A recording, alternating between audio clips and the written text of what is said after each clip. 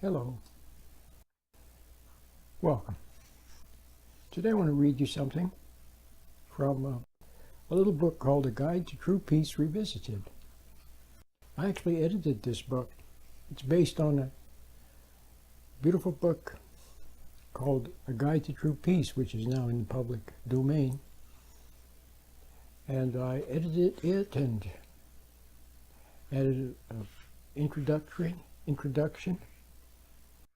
It's a very beautiful book. It contains the writings of Madame Jean Guyon, a French spiritual writer, Francois Fenelon, also a very spiritual man, and Miguel Molinos. They all lived about the same time, and it was a remarkable thing, these three people who found the presence of God. So this book contains excerpts from their writings. So I'd like to read something to you, and I'm not sure which was the author of this. It might have been any of the three. I suspect perhaps Madame Guyon, but I'm not sure. True religion is a heaven-born thing.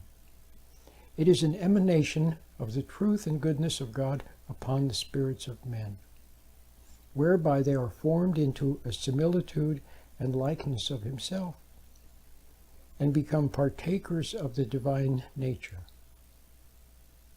A true Christian is every way of a most noble extraction, of a heavenly and divine pedigree, being born, as John expresses it, from above. And in another place he says, "Behold what manner of love the Father has bestowed upon us, that we should be called the sons of God." It's very beautiful. And this writer goes on to say, if considerations such as these are not sufficient to convince us of the folly of our attachment to perishable things, and to stimulate us to press after those which obtain for us such great and glorious privileges, we must indeed be sunk into a state of deep and deplorable insensibility, out of which even if one were to rise from the dead for that purpose, it would be impossible to arouse us. Well, this is very interesting. She said, may I read it again? It's very beautiful. It's very profound. Incidentally, you can get this book.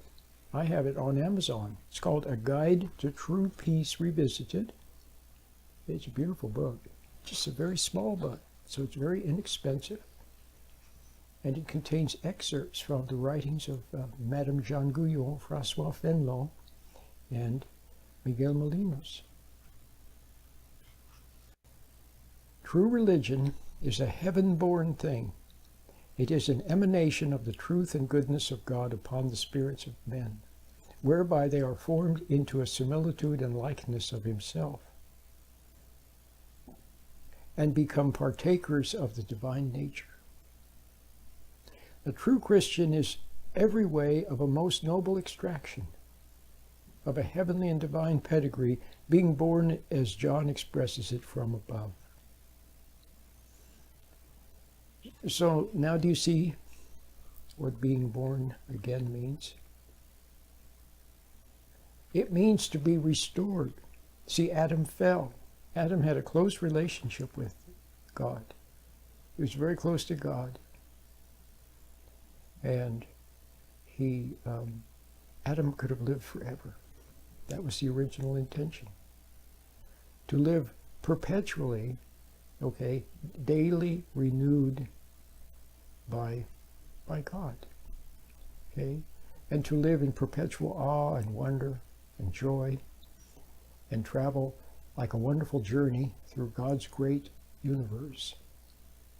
See, it would have been an endless adventure, leading to more insights, more understanding, more joy. See, more everything. But Adam messed up. He was ambitious. He wanted to try it on his own using knowledge, which is what everyone does today. Knowledge is big business. Education is big business, if you haven't noticed. A lot of young people go in debt You hear about some young people that are over $100,000 in debt to get their degree, and then what? And if the job market is not so good, which it isn't, see, it's big business. See, but people line up for it. Okay, and but that's another topic. But you see that Adam lost paradise. Well, he fell, and then instead of being perpetually renewed by God, he had to procreate, to reproduce, to maintain the species. So Adam would die, but the species would live on through procreation, okay, through bearing of children. Well, okay, so that's the lineage of that we are born into, a lineage of shame, of failing. See, and we know that, don't we? How many of you had a father who failed you, who wasn't there for you, and your mom resented him, see, because of his failing her? Okay, and how many of you know failing men, for example? See, you know men who are, there's something about them that's that you kind of like. They have a certain calmness, a certain, they know how to do things, okay? And you sense that they could be so much more, but they fail you and disappoint you over and over and over and over. See? That's the legacy. So what can you do? Don't hate them. See, if you resent them, then you also fall. See, resentment is also a failing. See? Adam was ambitious. He reached for knowledge. See? But maybe he could have fallen through resentment. That could have been another way for a huge fall. So you're born into this lineage, but then you add to it through your resentments and your angers and so on. And your own personal sins, your own personal resentments and ambitions and angers and goals and judgments against other people, see? So there you have it. So you have a race of failing people, failing men and judgmental women, weak men and witchy women, weak men and fierce wives, okay? And you have bullies and wimps and bullies, and tyrants and slaves, and failing all around you, and betrayal, see? And something operates through these failing people, see? And because they're not close to God. See, if you were close to God, then you would be close to His light. And if you were close to His light, then you would see in His light what temptation is up to. And you would also see the result of going for the temptation. You would see a little bit ahead, or a long ways ahead. You would have vision. What does it say in the Bible? A people perish without vision. Our leaders need vision. Well, you need vision too. And if in God's light you saw where the temptation was going, then you wouldn't go for it. See, so you would have discernment. You would have, and in God's light, you would also learn patience. By trusting in God's light, you could become patient instead of edgy and ambitious and nervous. See, you would have some patience, and you would stop. So you would stop. So the temptation would be there. For Adam, it was the temptation, that voice came through his wife. Okay, but it can come directly into the mind. You could be great. You can be a god. See, people still fall for that one today, don't they? See, and we still think that through technology and science and see, we can solve our own issues, and things just keep getting worse. But see, so that was one temptation, but there are other temptations. See, there's a temptation to take advantage of someone, to cheat a little bit, the temptation to hate someone. See, the temptation to be unfair to someone, the temptation to betray someone, the temptation to steal something. See, So there's a lot of temptations, and it comes through people. Remember, the temptation for Adam came through Eve. She spoke, and he listened, but her words were coached by the serpent. So it was a trauma, it was a failing. In every trauma scene, we photographed the scene, and so Adam forever then, see, the image of the woman and her voice and her food, see, loomed large in Adam's life and in every man since. See, so men are born of women. Instead of being born of God, they're born of women. But how about the woman? Where does the temptation come? Well, men also embody temptation.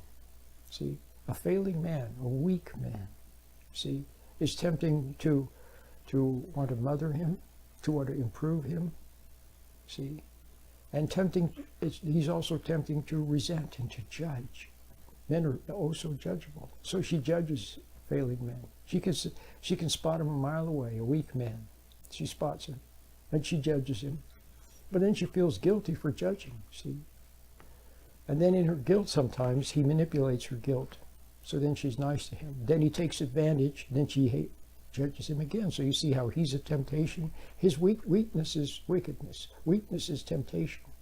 His weakness. Of course, some men are violent, but they're also weak. They have weak character. That's wrong. So violent, weak, wimpy, weak, they're both wrong. Okay? So now you see this writer here, perhaps Madame Guyot, was talking about true religion is heaven-born. So that means then that there has to be a point where a person has a change of heart, change of mind, where something of God enters their life, and they begin to change in his light. Okay? He changes them. They become perfected. See? So what I was saying earlier is that the spirit of the fall in the Garden of Eden, the spirit, the serpent, is still around today, operating through our leaders and our politicians and guileful women and weak men. And see, it's there, operating. And so you have to learn to recognize it and not fall for that temptation. And don't hate the person. Recognize there's something operating through them, through their weakness and through their blindness. Okay, so true religion would be then would be to refine the Spirit of God and abide in God's presence, and in God's presence then be upgraded and restored to what Adam was before he fell, and even beyond that. Okay? But now listen to what this writer goes on to say. If considerations such as these are not sufficient to convince us of the folly of our attachment to perishing things, and to stimulate us to press after those which obtain for us such great and glorious privileges, we must indeed be sunk into a state of deep and deplorable insensibility. See? So, are you sunk into a deep state of insensibility? If you are, then you don't even know that you are. See, most people are. What is this state of deep insensibility? They don't even recognize their intuition anymore. See, they don't even recognize their conscience anymore. Intuition is from God. It's seeing, discerning, realizing in God's light. And conscience is when we have erred, and then we see in God's light that we erred. That's conscience. See? You see it talks in the Bible about the Word made flesh. Do you see if your being, your soul, your body, your nerves, your organs, your glands, if they responded upon seeing the truth with joy, okay, or in the case of seeing your own wrong with regret, now your flesh is responding to the truth by way of God's light. See? And then you change for the better. But if you have fallen into a state of insensibility, as this writer said, so how do you fall into that state of insensibility where you're not even close to your conscience? See? Well, How about being lost in thinking? Being emotionalized, reacting, and then becoming, and then getting lost in thinking, which I talk about all the time. I'm not going to talk about it today, but just realize that when you're lost in your daydreams, your pipe dreams, you're planning and scheming, you're thinking about what you're going to do, what you're going to eat, what you're going to buy, or you're reliving past glories or past failures, or you're worrying about this and worrying about that. See? So when you're living in your imagination and your thinking, see, then you're in that state of insensibility. You're lost down there. You're separate from the light. See? But down there you're influenceable. When you're lost in thinking,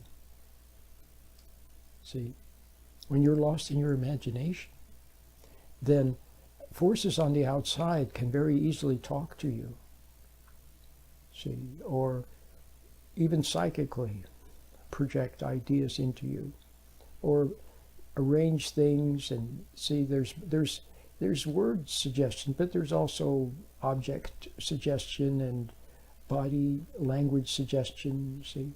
And when you're lost down in that thinking thing, you're very suggestible. And then those ideas come into your mind and you think you thought of them and then you follow them, but you're being misled. Even as Adam was misled and Eve were misled. See? See how that happens? But if you were close to God, if you could refine how to be close to God, then the light would filter. You would perceive in God's light, and it would be a presence and a filter. And then when some naughty idea came into your mind, or some idea, you would just observe it, but you wouldn't go for it. See? Well, okay. I hope you enjoyed today's little talk, and hope to see you in my next little talk, Lord willing.